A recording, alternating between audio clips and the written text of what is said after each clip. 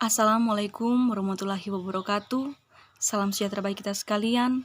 Om Swastiastu.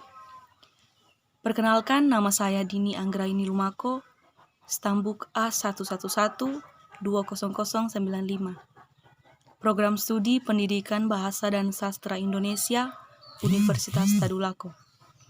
Pada kesempatan kali ini, saya akan menjelaskan tentang beberapa faktor yang dapat mempengaruhi kegiatan belajar. Ada dua faktor yang dapat mempengaruhi kegiatan belajar. Yang pertama, faktor internal, dan yang kedua, faktor eksternal. Faktor internal adalah faktor yang berasal dari dalam diri seseorang yang dapat mempengaruhi kegiatan belajar tersebut.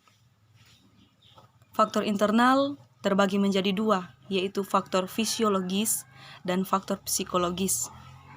Faktor fisiologis adalah faktor yang berhubungan dengan kondisi fisik seseorang.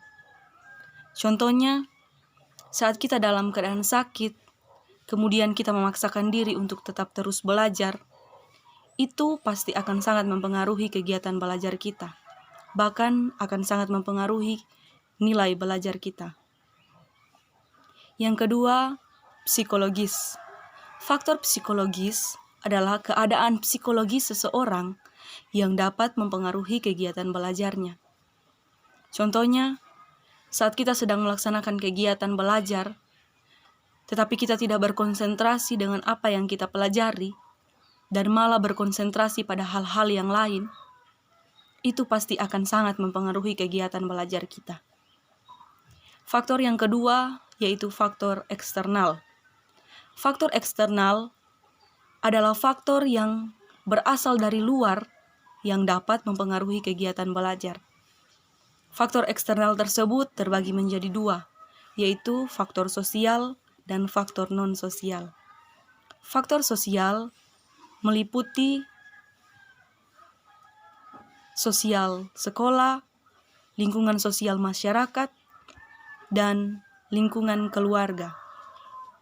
Contohnya, saat kita sedang melaksanakan kegiatan belajar dan mengajar di sekolah, tetapi kita melakukan suatu kesalahan yang tidak disukai oleh guru kita, itu akan sangat mempengaruhi kegiatan belajar kita, bahkan akan mempengaruhi nilai belajar kita.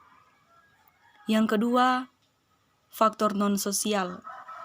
Faktor non-sosial meliputi gedung sekolah, fasilitas belajar, alat-alat belajar, dan waktu yang kurang tepat.